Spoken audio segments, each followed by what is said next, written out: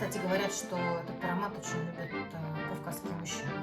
Сладенько, вкусненькая такая вот тетенька ля-ля-ля. То вот этих баб, извините, тонко, ты и будешь все время слышать в этом аромате. Ты парфюм, который есть у всех, а потом долго возмущаешься, что он есть у всех. Всем привет! Меня зовут Наталья. Большое спасибо, что зашли на мой канал. В этом видео я хочу рассказать о своей коллекции парфюмов.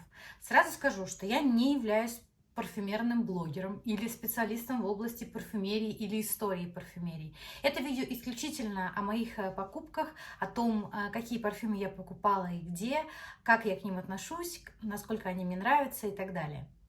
Если вам интересно, оставайтесь. Начну с того, что мое увлечение парфюмерией произошло очень необычно. Дело в том, что я шла по магазину, и вдруг я услышала какой-то невероятный божественный аромат. Он исходил от какой-то девушки, которая тоже ходила по магазинам. В общем, я стала за ней ходить практически как сталкер. Ходила я за ней по этому магазину, это был большой торговый центр. Ходила, и настолько меня впечатлило вот это вот ощущение этого аромата. Он был какой-то очень нежный, цветочный, и все. Ну, естественно, как довольно стеснительный сталкер, я постеснялась ее спросить о том, какой у нее аромат. На самом деле, надо было подойти. Ну, в общем, девушка ушла, а я тогда для себя отметила, что насколько сильное впечатление на меня произвел именно парфюм. Никогда до этого я ничего подобного не испытывала. И я стала интересоваться вопросом, стала разбираться в том, что такое люксовая парфюмерия, что такое ниша, что такое современная ниша. И обнаружила, что рынок, конечно, просто огромный. Вы можете зайти в любую сеть или онлайн-магазин и купить огромное количество парфюмов. Я стала смотреть очень много парфюмерных блогеров, как на русском, так и на английском, немного на французском языке. И для себя определила какие-то фавориты и, собственно говоря, стала приобретать парфюмы. И сейчас я бы хотела вам показать те парфюмы, которые я приобрела, и высказать некое свое отношение к ним, свое впечатление. Надеюсь, это вам будет интересно. Итак, первый аромат – это Back to Mask Giordano Benessere. Вот так выглядит флакон. Ну, в названии понятно, что речь идет про мускус. Это такой фруктовый мускус, который очень похож, если видели ароматы Терензе. Собственно говоря, их и создал Паоло Терензе, такой более бюджетный вариант ароматов Терензе, или Теренце, если правильно их произносить. Почему я его купила? Дело в том, что он появился на полках в Рив-Гош, и я очень долго выбирала. Мне хотелось что-то такое вот томное, что-то такое мускусное, что-то очень женственное. И, в общем-то, вот этот аромат меня покорил. Но я могу сказать, что со временем мое восприятие именно этого аромата поменялось. Почему? Потому что, когда я его покупала, мне казалось, что это очень такой, знаете, ненавязчивый фруктовый мускусный аромат. А в итоге, когда я им душилась, просто у меня было ощущение, что вокруг все умирают. Потому что он настолько навязчивый, монотонный, по крайней мере, на мне. И я вот этой вот именно красоты и всей какой-то оригинальности этого парфюма не прочувствовала. Возможно, его нужно носить осенью или зимой, поэтому посмотрим. То есть надо, наверное, дать ему время. Здесь огромное количество заявленных цветов. Я здесь чувствую мускус, ваниль и вот какой-то цветок, типа жасмина. Да, я сразу скажу, что я для себя стараюсь не читать ноты парфюма, потому что иначе я буду слышать только эту ноту. Я все-таки считаю, что как-то мне лично больше нравится, когда ты вот принюхался, да, такой раз, и как-то раскрылся тебе аромат целиком. А потому что если ты прочитаешь, что там, например, бобы тонка, то вот этих баб, извините, тонко, ты и будешь все время слышать в этом аромате. Ну, по крайней мере, мне так кажется. Следующий аромат называется Violet Musk от бренда Ajmal. Вот так он выглядит. Покупался он мной в Дубае, в Duty Free. Тогда я помню, что меня поразило, что он был в 2 раза дешевле в Duty Free, нежели чем в магазине в нашем известном сетевом.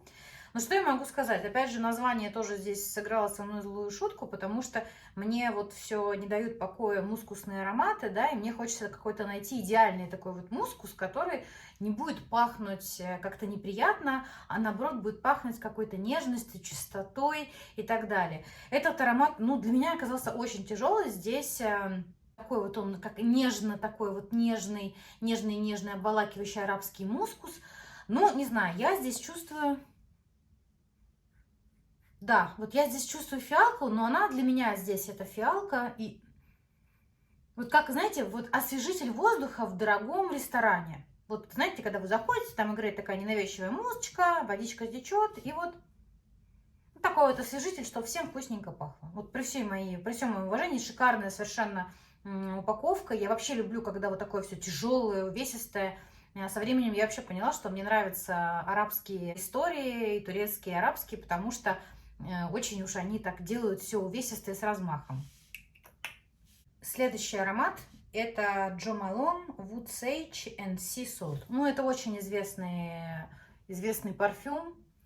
Я купила его тоже в Duty Free в Москве. Что я могу сказать? Видите, я половину на себя, вот тут видно, да, использовала. Я была на море и в жарком климате. Я не чувствовала его на себе вообще. То есть вот у меня было ощущение, что вот я им так чуть-чуть вроде побрызгала, все, дальше запаха я вообще не чувствовала. Начиталась отзывов, что вот этот аромат, что вот он, вот вы его нанесли, мол, в жару, самое то, ненавязчиво, красиво, свеженько. Ну, не знаю, я, к сожалению, не смогла оценить красоту этого аромата. Мне показалось, что он абсолютно не стойкий, хотя он очень красивый, очень такой сладенький. Здесь есть вот этот аромат морской соли, и здесь она сделана на мой вкус, совершенно такой непрофессиональный, потребительский. Я акцентирую на этом внимание, да, что я смотрю на все парфюмы с точки зрения вот простого обывателя. Вот для меня, как для обывателя, парфюмерный обыватель, надо, может, такой телеграм-канал завести, не знаю. Как парфюмерный обыватель могу сказать, что здесь она приятная нота, и эта соль, она не выедает тебе мозг, вот нет ощущения, что его пересолили. Поэтому замечательный аромат, но, к сожалению, не стойкий для меня оказался, и такой, знаете, немножко сладенький компотик. Следующий аромат — это аромат Косомарати Лира. У меня 30 миллилитров, Made in Italy, видите, все серьезно. Но что я могу сказать? Изначально, почему я купила этот аромат, покупала я его в Рив-Гоше, стоимость укажу. Дело в том, что я хотела найти какую-то идеальную ваниль. Я очень уважительно отношусь к ванили, все, что с ней связано. И мне хотелось найти какую-то такую, которая меня бы радовала и окружающих бы тоже радовала. Значит, я увидела в отзывах, что вот здесь якобы такая невероятная, приятная гурманская ваниль, и решила ее приобрести. Как по мне, не ваниль, а все-таки это вот то, что и заявляют, лимонный пирог с ванилью. То есть вот вы заходите в помещение, говорят: о, нам доставили лимонные пироги, ребята, налетай. Мне кажется, что этот аромат прикольно будет звучать именно зимой, потому что летом я старалась все-таки им не пользоваться. Мне казалось, что это будет немножко перебор, особенно в помещении. Но в целом я его слышу, наверное, первые, минут 40. Он, конечно, не могу сказать, что как-то изобилует большим количеством нот в плане, он не меняется. То есть вот чем для меня была удивительна нишевая парфюмерия в целом, что ты наносишь аромат, а он в течение времени, он меняется, он на тебе переливается, играет, раскрываются какие-то новые краски и ноты. Это такой невероятный мир.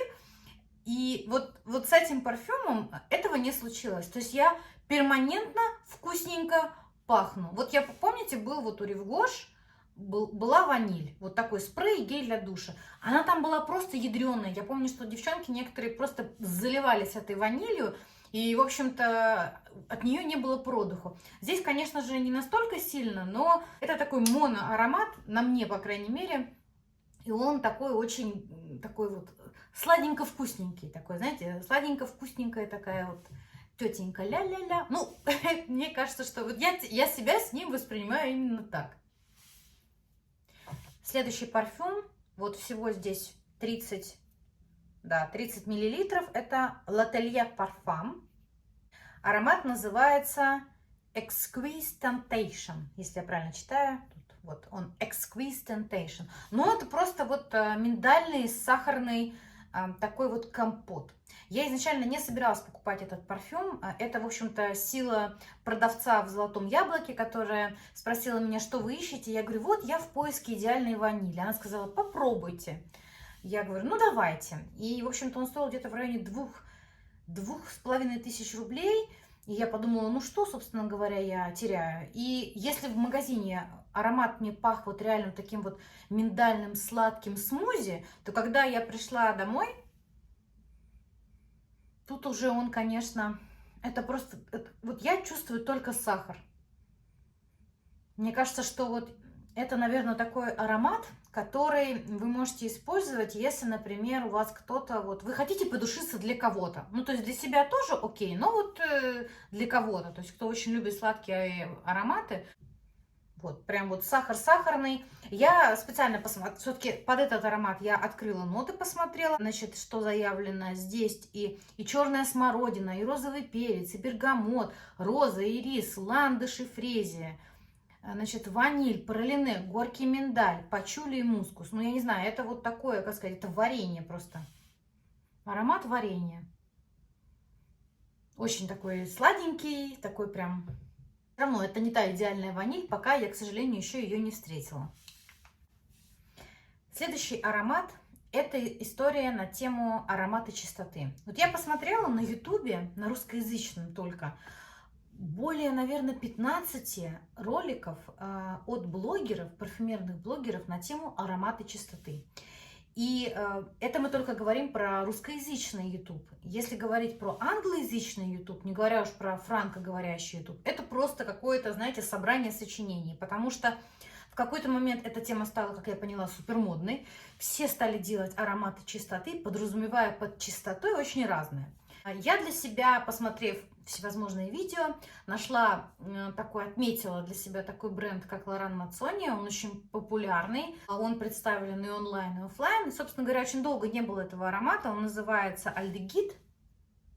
Вообще мне нравится, что у Laurent Mazzoni вот такие вот бруски, в принципе, ими можно отбиваться. То есть если его положить в руку, им реально отбиться от врага. Мне вот это очень тоже нравится. Значит, Альдегид пока это один из самых любимых моих парфюмов. Он пахнет стиральным порошком. Я не знаю, у кого там раскрываются невероятные какие-то композиции. Да, есть люди, которые очень тонко чувствуют. У меня, как обывателя, он раскрывается стиральным порошком Tide. И дело в том, что мне это очень нравится. Просто какая-то вообще невероятная любовь у меня случилась вот с этим парфюмом. Здесь 100 мл.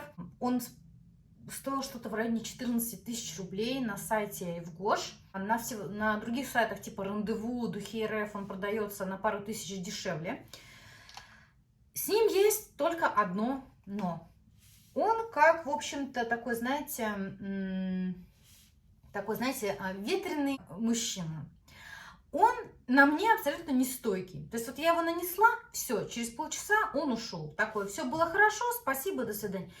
И для меня это такое было разочарование, что я его вообще не чувствую. Я спрашивала других людей, чувствуют ли они этот аромат. И они говорили, ну так, что-то чуть-чуть. А мне так хотелось, чтобы прям чистота прям заходила, в общем-то, в помещение вместе со мной. Но нет, этого не случилось. И я, конечно, нахожусь в невероятном расстройстве. Я не думаю, что это подделка, хотя я знаю, что сейчас индустрия подделок просто зашкаливает. Я покупала это в официальном магазине, сертифицированно и так далее. Возможно, дело конкретно во мне, в моем типе кожи, он просто не держится. Ну, я посмотрю, как он еще будет сейчас работать осенью и зимой. Может быть, как бы ситуация поменяется. Посмотрим. Кстати, говорят, что этот аромат очень любят кавказские мужчины. Просто оставляю эту информацию для вас. Следующий парфюм в моей коллекции – это Room Service от Wilhelm Parfumerie. Ну что сказать, это тоже история на тему ароматов чистоты. Но вообще рекламная история конкретно этого парфюма заключается в том, что вот вы заходите в некий дорогой отель, и вот вы заходите в свой номер первый раз, а там такой запах, вот как будто только что там рум-сервис убрался, чистые простыни, какой-то свежий приятный аромат, и вы заходите, и вот, значит, этот аромат такого чистого помещения. Ну, и я когда покупала пробники этого аромата, я покупала их на Рандеву, он мне очень понравился. Единственное, что я боялась, что будет пахнуть каким-то, знаете, вот освежителем в помещении. Есть такие вот ароматы, они прям вот с конкретной такой назойливой нотой, но нет. Вот здесь я чувствую Вот прям очень сильно пахнет таким, знаете, мандарином, который немножечко вот полежал. Знаете, вот такой лежавший мандарин. Казалось бы, странное такое, да? Не самая вкусная, не самая вкусная ассоциация, но вот этот лежавший мандарин, он прям, знаете, вот он цепляет. То есть он не сладкий, он не горький, он просто вот какой-то очень необычный. И он, мне кажется, что вот, собственно говоря, его и вот этот вот его брат, его нестойкий, неверный брат, да, альдегид, я их, собственно говоря, держу для тех случаев, когда нужно подушиться чем-то, чтобы вроде был парфюм, но при этом вроде его и нет. Чтобы вот не слишком сильно заявлять о своем присутствии в помещении, если вы понимаете, о чем я говорю, да. Мне нравится, что здесь у него очень прикольный такой флакон, и что есть маленький формат, потому что вот, ну, вот это вы вряд ли повезете в ручной кладе, если вы едете в командировку. Это не самая удобная история. Он еще и весит, знаете. Вот. А вот это такая малышка, хоп-хоп-хоп, положил, ну и поскакал. Ну что, я поддалась всеобщей, значит, такой, скажем так, не истерии, а всеобщему тренду, который звучит так: купи парфюм, который есть у всех, а потом долго возмущаешься, что он есть у всех. Если таковая судьба была раньше у Баккара Руж или какой-нибудь Флёр Наркотик, то сейчас это, конечно же, конечно же, Bois Imperial от Essential Parfums сделал его. Ну, я просто это говорю, потому что говорю. Это сделал Квентин Биш, очень известный такой Илон Маск от парфюмерии. Но что я могу сказать? Мне он пахнет как легкий одеколон вот для папы в начале. И я очень сильно удивилась сама себе, почему я, в принципе, его купила. Вообще название, как я понимаю, переводится «королевский лес». То есть вот ты им надушился, собственно говоря, и пошел лесом. То есть если в душе, вот я, например, такая лесная нимфа, то, в общем-то, или там лесной тролль, ну вот, что более похоже на правду, то ты как бы им надушился и пошел. Или пошла, да, лесом. Надушилась и пошла лесом. Но дело в том, что когда вы его наносите, он начинает изменяться. Он начинает менять, начинает нагреваться у вас на коже. И из изначально такого очень древесного, какого-то хвойного такого леса, прозрачно-хрустального, он становится более мягким. Вот вообще, по-моему, у него не заявлена ваниль, но я вот ее слышу. Я слышу очень какие-то сладкие ноты приятные. Он очень шлейфовый. И меня вот даже уже несколько раз спросили: девушка, что это за парфюм? Вот он, красавчик. Он продается, насколько я помню, в Золотом Яблоке. Я не уверена, представлен ли он там эксклюзивно, я думаю, что нет. Но, например, на Рандеву я его не нашла. Значит, в Золотом Яблоке я покупала его со скидкой за 7000 рублей 100 миллилитров. Вот. Ну, в общем-то, теперь я чувствую себя в тренде, потому что, ну, если вы не купили Бакару, Ганимед, Bois Imperial, можно сказать, что вы отстали от жизни. Вообще нет, конечно же, не отстали, потому что это такой аромат, который я просто хотела иметь у себя, потому что я хотела иметь что-то не сладкое, что-то легкое, что-то ненавязчивое, ну и модненькое. Собственно говоря, вот мой такой, знаете, модненький товарищ. Он вообще мне, знаете, напоминает парфюм. Я недавно пересматривала, значит, сериал «Друзья». Он очень полезен с точки зрения английского языка. И в одном из сезонов там появляется такой персонаж, как такой, знаете, сумасшедший режиссер, который театральный режиссер, который делает постановку, которая, кстати, проваливается в итоге. Но вот мне кажется, что такой вот, знаете, сумасшедший режиссер вот такой парфюм бы носил. Вот, также, и мне кажется, что одна из персонажей там Фиби, да, Фиби Буфе. Вот мне кажется, что вот это, вот если вы в душе Фиби Буфе, то, так сказать, алды поймут, о чем я, да, то вот это вот оно. Да. Хотя Фиби на самом деле не очень любила модные тенденции, она старалась быть такой вне этого всего, но мне почему-то кажется, что вот это для нее. Следующий парфюм в моей коллекции – это молекула. У меня их две. Двойка, эксцентрик и четверка. Что я могу сказать по поводу молекулы? Я из тех людей, которые вообще на себе ее не слышат. То есть вот я нанесла ее, через 10 минут все. Запаха просто для меня нет. Но я понимаю, что для меня его нет, а для окружающих он есть. И причем он очень сильно есть. Дело в том, что какое-то мое такое активное увлечение молекулой, наверное, прошло. У меня была четверка, которую я щедро на себя наносила, не понимая, что другие люди очень остро чувствуют этот аромат. Например, один мой знакомый говорил, что я могу еще в лифте бизнес-центра почувствовать, что ты пришла на работу. Или, например, я стою на перекрестке, и там дети, которые стоят там в 5-10 метрах от меня, говорят: ой, чем так вкусно пахнет, какой-то парфюм. Вот у моей мамы так шампунь пахнет. Этот парфюм вызывал очень много вопросов, вызывал и вызывает у людей, он необычный. Вот говорят, что двойка эксцентрик пахнет свежей морковкой. Вот я им сколько пользовалась, я эту морковку не слышала вообще. А теперь я не могу просто отделаться от мыслей от этой вот морковки. К вопросу о том, надо ли читать описание парфюма. Наверное, надо. Ну, вот с морковкой это достаточно показательно в моем случае. Если говорить про то, что будет дальше с этими парфюмами в моей коллекции, то я вот, например, сейчас видела, что многие смешивают молекулу с другими парфюмами. На мой взгляд, это странная затея, потому что парфюмер, который задумывал изначально композицию, как она раскрывается, подбирал, работал. Понимаете, человек старался. А вы берете и так вот раз его этой молекулой и сверху. Я могу сказать, что несмотря на то, что в глубине души я с этим не согласна, я решила проэкспериментировать и сделать так. Я вот вторую молекулу наносила вместе с вот этим вот неверным, нестойким товарищем, чтобы продлить вот, да, ощущение прекрасного. Ну, я могу сказать, что ощущение странное. То есть вы смешиваете два парфюма, и в итоге получается, что ни то, ни сё. В общем, я спорно отношусь к этой истории с смешиванием молекул с вашими парфюмами, но если они у вас есть, почему бы нет, почему бы и не попробовать.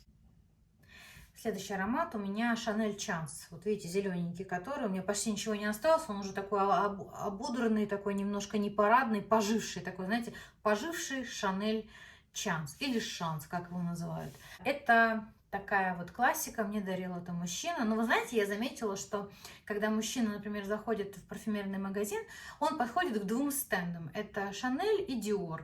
И консультанты, соответственно, начинают предлагать что-то. И вот стоит, значит, мужчина выбирает между Chanel и Dior. Собственно говоря, вот мужчина мне дарил, у меня вот выбор пал на Chanel Chance.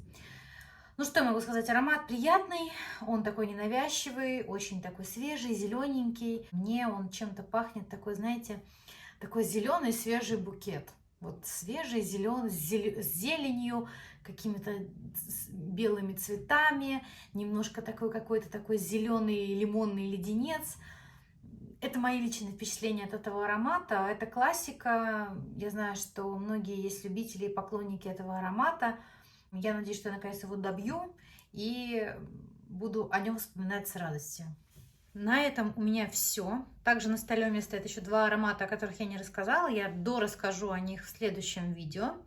Большое спасибо, что вы посмотрели. Если у вас есть хотя бы один из тех парфюмов, что я сегодня показала, обязательно напишите свои впечатления, как на вас садится этот парфюм, где вы его покупали, довольны ли вы результатом, нравится ли вам сам парфюм, удобен ли он в носке и так далее. Будет очень интересно почитать. Большое спасибо за просмотр. Всего хорошего.